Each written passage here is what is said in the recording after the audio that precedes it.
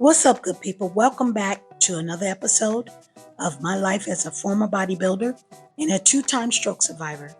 And I'm living proof that your comebacks are stronger than your setbacks. If you are new to the channel, welcome. Go ahead and give this video a thumbs up and comment below where you're tuning in from and if you're a stroke survivor. Also, if you haven't already, go ahead and subscribe to the channel and turn on your notification button. That way you'll be notified every time I upload a new video. And for my returning subs, welcome back. Appreciate you. Let's go thrive together.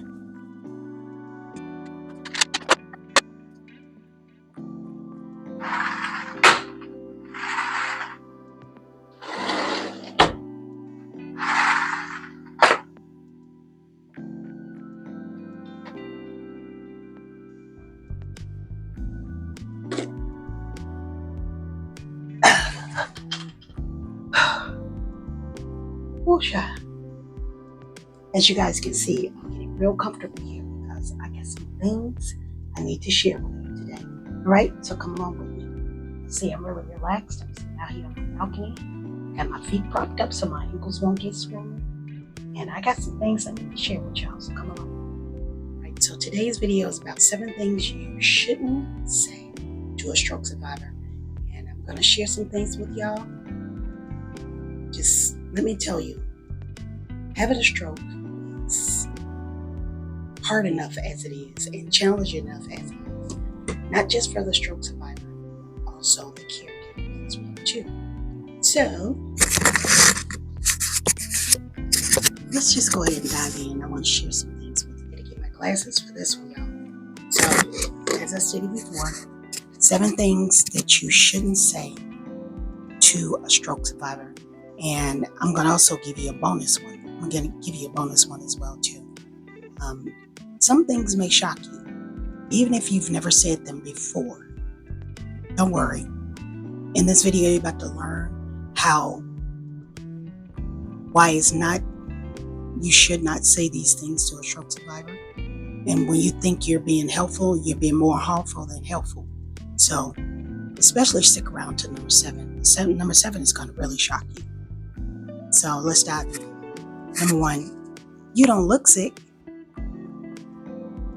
What do you mean you don't look sick? That invalidates their struggle. All strokes are not visible. Everyone does not have a distorted face. Everyone doesn't have flaccid sides. Some people really, they recover. Their stroke, it depends on what's going on. They recover differently, heal differently, they move differently. So that invalidates their struggle. Just be careful in saying that. Don't say you don't look sick. All right, number 2. You're lucky. It could have been worse. What does that mean? You know what that does? It minimizes the trauma that person has gone through already. You're lucky it could have been worse. We know that it could have been worse. We all know that. But that minimize what they actually did go through. Does that make sense? Are you better now? What do you mean, are you better now?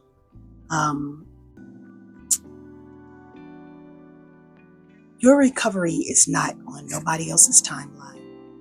Your recovery is not on their timeline. Don't ask a stroke survivor, are you better now? How's your recovery going? The way it sounds is like it's being very dismissive instead of being supportive in their journey. So I've gotten, for example, you should be better by now. I mean, it's been over a year. I mean, it's been XYZ. You should be better by now. I'm like, well, I'm sorry I'm not on your timeline of getting better. I'll work on that. Unbelievable. And guys, I'm not saying this with an attitude. Just be mindful of what you're saying, okay? The next one is, well, at least you're alive. Pardon-moi is very dismissive and it ignores the quality of their life struggles. It does. It ignores it. So at least you're alive. Yeah. We know that There's a statistic that a lot of people don't live after this. But to tell someone, well, at least you're alive, is crazy. That's insane. You should just try harder. That's very dismissive. Very dismissive. Instead of supporting them in their journey, is dismissive of what they're already doing. You should just try harder. Believe it or not, people say this stuff. They get real comfortable during the journey because they think that they're the person that they were before, and they're not. You've had brain trauma, which means it affects your motor skills, your cognitive skills, your functionality, your strength, your ability to walk, your ability to talk. I'll talk about that talk one last. And it's like you're blaming the stroke on the individual, on the survivor, instead of supporting them. Don't blame them. Don't put that type of stress on them. I mean, it's bad enough they already got to figure out how to walk and talk again. But you know what I mean? My grandmother had a stroke, or my uncle had a stroke, or my dad had a stroke. You know what that does? That turns their experience into someone else's experience. I know you guys don't mean no harm in saying this, but I'm just letting you know how a stroke survivor may receive that. Remember, they're not the person that they used to be. They're a whole nother person. This is a whole nother lifestyle. This is a whole nother way of living. So they're not the same person that you're used to. They're not fighting to get back to the person that no longer exists. They're fighting to create this new person that they have to start all over again as an adult child, pretty much. That's what a stroke survivor is, or can be conceived as. Everything happens for a reason.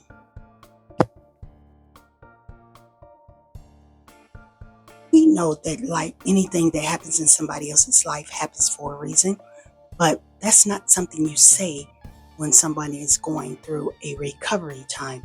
It's bad enough that they're already struggling, that they have to adapt to this new lifestyle, but to say everything happens for a reason, it dismisses their trauma. It dismisses, like, you putting the blame on them for having a stroke. I've even said it myself. Well, I'm sorry for having a stroke because I wasn't moving fast enough, or I wasn't recovering fast enough. My bad. I'm sorry I had a stroke on you. I didn't mean for this to happen. And one last bonus one I want to give y'all. Do not interrupt a stroke survivor who's trying to speak. If you're having a conversation with someone and you guys are both communicating with each other, and then all of a sudden you ask the question, and then when they respond to the question, you interrupt them. Do you realize how difficult it is to form a sentence, to put syllables together, to enunciate words, to form a sentence for it to come out of your mouth? Because it's slowly processed. It's a process that has to go through in the brain that was traumatized. You have to process what you're going to say, and then try to say it correctly, as if you're a child. You got to start over again. You got to start over. You got to formulate the words together. Guys, don't interrupt someone that is talking, that's a stroke survivor. You shouldn't do that anyway if you weren't a stroke survivor. Don't interrupt them as they're talking. It's hard enough for them to complete a sentence in the first place. They're stumbling over their words. They're fumbling over their tongue, because during having a stroke, you have swallowing issues, enunciation issues. You have trying to keep your saliva in the mouth, and they're trying to form the sentence, which means they're putting a strain on their vocal box. They're straining when they're talking. And as they're trying to get it out, you interrupt them and talking loud over them. Don't do that. Don't do that. All right, guys. I hope these 7 tips and the bonus was helpful to you. If you are part of the stroke community, drop some red hearts in the comments below. And let me know also if this video has helped you, whether you're a stroke survivor or whether you are a caretaker or a friend or relative, whatever the case may be. I hope this video has helped you out. And make comments below if this video has helped you out. And pass this along to someone who you think will receive this. All right, guys. Thank you so much. Thank you so much for watching the video all the way through. And I'll see you in the next video, okay? Talk to y'all later.